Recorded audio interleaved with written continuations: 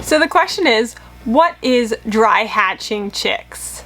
So what we're talking about is incubation processes. The typical way to incubate hatching eggs is to place your hatching eggs in an incubator and attempt to keep your humidity stable for the first 18 days right around 50%.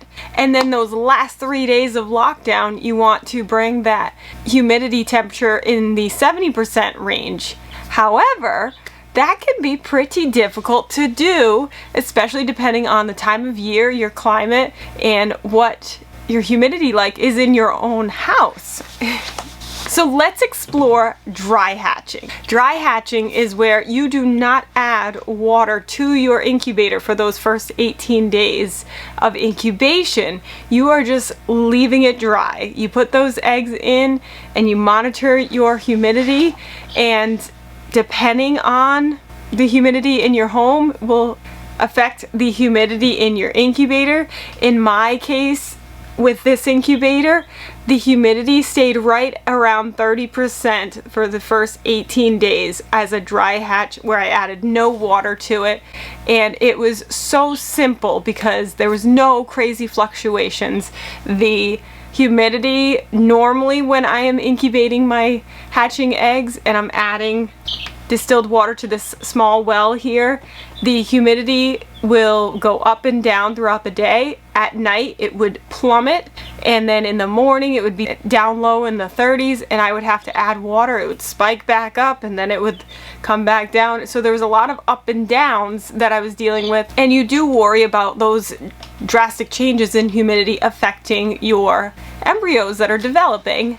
And so with dry hatching, I wanted to try it because of the stress involved with the changing humidity levels. And I gotta say, it was a lot easier to do dry hatching, a lot less stress for me personally because of the lack of fluctuations of humidity than the way that I traditionally incubate my hatching eggs. However, while the embryos developed normally, as I normally see them, with the air sac developing normally as well, staying at 30% humidity, that was all well and good. I did have 2 infertile eggs, which is typical to have 1 or 2 infertile eggs in my hatches.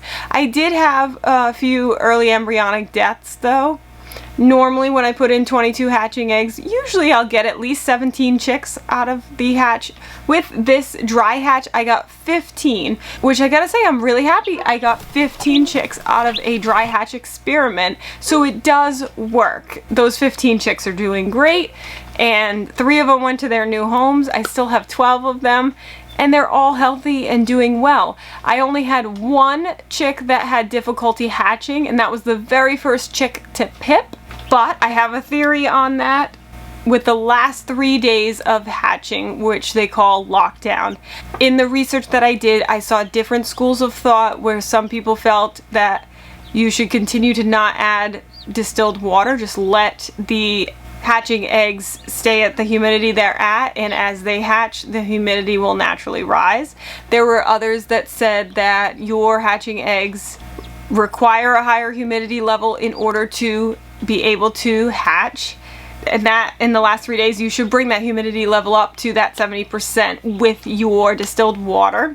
And then there was the third school of thought that I saw in the research that said not to bring the humidity up so quickly, to stagger it over those 3 days and slowly bring it up to that 70% humidity in order to not drown your chicks before they hatch. So with those 3 different styles, I went with, on the first day, only adding a little bit of water so that I could get that humidity from 30% to 50%. And then the following day I brought it up to the 70%. Well, I had a chick start to hatch a day early, and that chick, having a lower humidity level to hatch, did have difficulty hatching.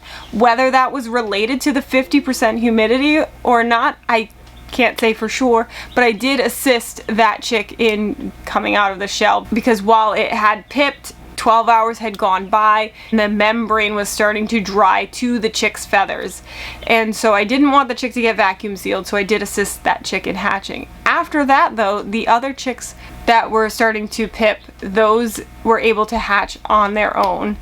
once I got that humidity up to that 70%. So in my opinion, I do feel like the humidity does need to be elevated in the last 3 days of lockdown in order to help these chicks hatch from their shells. And I personally do have better hatch rates when I do use a 50% humidity level for the first 18 days and then 70% for the last 3 days. But if you are looking for a less stressful option where you're not dealing with the humidity fluctuations, give dry hatching a try. Especially if you're in an area where humidity is elevated and without even adding water, you're getting a higher humidity rate in your incubator. Maybe dry hatching is the better option for your area. You can probably hear those little chicks chirping behind me. I have them in the brooder and they're doing great. I have another experiment going on next to me here, and this one, instead of dry hatching, I wanted to try another way to keep the humidity level stable, and this is working as well. So this is called the shoelace method, and I placed a shoelace in the bottom of my incubator, and I have been adding distilled water to this teacup, and as long as I keep this teacup filled up with distilled water, my incubator has been staying at about 50% humidity, which is pretty cool. This experiment has 3 days left. We are now going into lockdown, where I'm going to be candling these eggs and adding the second shoelace to this to increase my humidity. Hopefully, that is the plan anyways.